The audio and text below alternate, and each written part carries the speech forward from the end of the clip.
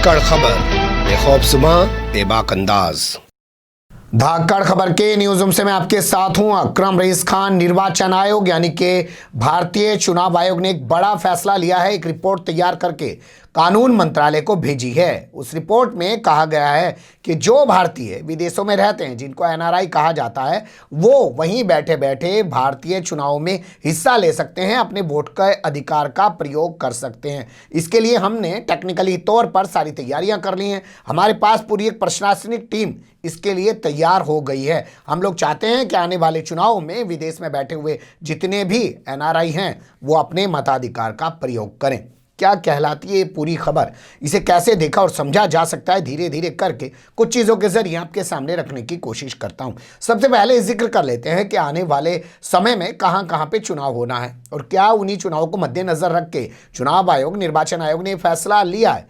तो पहले जान लेते हैं कि किन किन राज्यों में होना है चुनाव अगले साल। जैसे हम आपको बता दें, 2021 में 4 से 5 राज्यों में चुनाव होने। जैसे पश्चिम बंगाल का चुनाव सिर पे खड़ा हुआ है, जिसको हर हाल में भारतीय जनता पार्टी जीतना चाहती है। शाम दाम दंड भेद हर चीज अपना के, हर हथकंड अपना के भाजपा इतिहास रचना चाहती है कि 70-72 साल के इतिहास में वो भले ही कामयाब ना हुई हो, पड़े ही श्यामा प्रसाद मुखर्जी जैसी उनकी सोच रखने वाले व्यक्ति बंगाल से आते हो, फिर भी भाजपा वहां कभी पनप ना पाई हो। इस बार लेकिन वो इतिहास रच देगी। जैसे 1940 से लगे हुए उनने 2016 में जाके असम में इतिहास रच दिया था। तो यहाँ पश्चिम बंगाल में चुनाव है, असम में चुनाव है जहां वर्तमान समय में अभी भाजपा की सरकार है, केरल में चुनाव है, इसी तरीके से तमिलनाडु में चुनाव है और पुडुचेरी में भी चुनाव है। इन 5 राज्यों में से असम को अगर छोड़ दे तो कहीं पे भी भाजपा की सरकार नहीं है। तमिलनाडु में जरूर वो डीएमके के साथ सरकार में सहयोगी बनी हुई है, लेकिन वो भी नाम मात्र का, उसका वहां पे कोई अपनी हैसियत नहीं होती है। तो क्या इन्हीं चुनावों को मद्देनजर रखते हुए अभी ये फैसला लिया गया है, या खासकर बंगाल चुनाव को मद्देनजर रखते हुए ये फैसला लिया गया है? ये एक पहलू हो सकता है। अब दूसरे पहलू की तरफ चलते हैं और गौर कर लेते हैं कि कितने भारतीय वोटर हैं जो विदेशों में रहते हैं, जिन्हें हम एनआरआई कहते हैं, अप्रवासी भारतीय कहते हैं। तो बीबीसी की रिपोर्ट के मुताबिक 1 करोड़ वो तादाद है, जिनमें से करीब 60 लाख लोग ऐसे हैं जो वोट डाल सकते हैं। आपको पता है वोट डालने का अधिकार 18 साल की उम्र से ज्यादा लोगों को ही मिलता है। 2014 में सबसे पहले निर्वाचन आयोग ने उनके वोट डालने की शुरुआत कर दी, यानी कि एनआरआई जो है वो भारत में वोट डाल सकते हैं, लेकिन कंडीशन ये थी कि भैया आके वोट डाल सकते हो। तो बहुत सारे लोगों ने अपना वोटर लिस्ट में नाम तो जुड़वा लिया, लेकिन जो आ सकते थे वही वोट डाल पाए। और ऐसे में ज़्यादातर जिन्होंने अपना वोटर लिस्ट में नाम शामिल कराया वो राज्य बना केरल, यानी कि केरल के रहने वाले जो एनआरआई थे उन्होंने ज़रूर अपना नाम वोटर लिस्ट में जुड़वा लिया और वो आके वोट डालने लगे।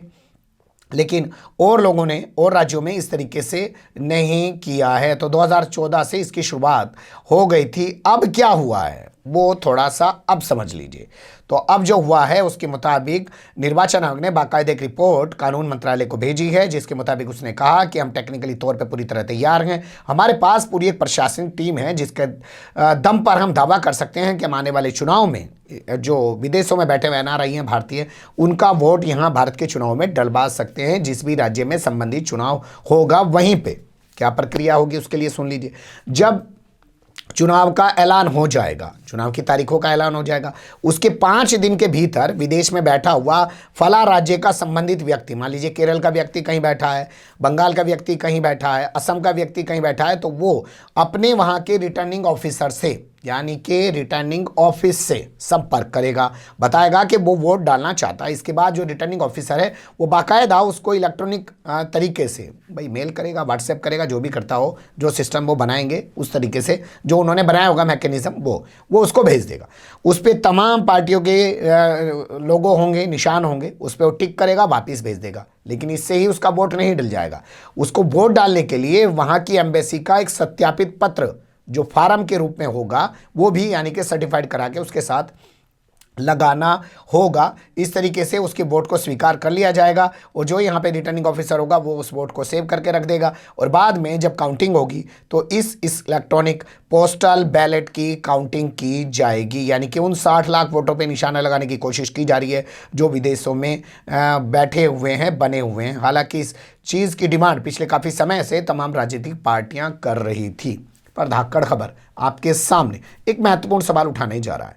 बिहार के लोग, दुनिया भर के राज्यों में फैले रहते हैं देश के अंदर, पंजाब में, उत्तर प्रदेश में, महाराष्ट्र में, जगह जगह चुनाव होता है। अब इतनी तो उनकी औकात नहीं है बेचारों की, इतना तो उनके पास पैसा नहीं है, ना इतना कोई नेता पैसा खर्च करता है कि वो उन राज्यों से वापस लौट आए। तो क्या उनको भी ऐसा अधिकार नहीं मिलना चाहिए?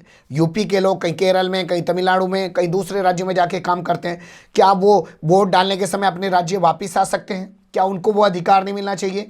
क्या बहुत सारे लोग जब चुनाव होता है तो ट्रैवल कर रहे होते हैं, कोई ट्रेन में होता है जी, कोई हवाई जहाज में उड़ रहा है जी, कोई बस में चल रहा है जी, कोई पैदल ही सफर कर रहा है जी। तो क्या उनको ये अधिकार नहीं मिलना चाहिए कि जब आज संचार क्रांति का दौर है, मोबाइल सबके हाथ में, वो वहीं से अपना वोट का प्रयोग कर सकें? इस बारे में क्या पहले काम नहीं किया जाना चाहिए था? बाद में विदेशियों में बैठे जो एनआरआई हैं उनके लिए काम किया जाना चाहिए था? क्या ये सवाल उठाना गलत है? क्या इस सवाल नहीं उठना चाहिए? क्या इस सवाल पे पहले गौर नहीं किया जाना चाहिए? ये तमाम सवाल हैं, इसके साथ आपको छोड़ जाते हैं, आगे सोचने की मर्जी आपकी। आखिर आपको भी तो थोड़ा सा सर खुजाना चाहिए ना, सारा काम पत्रकार करके थोड़ी देगा।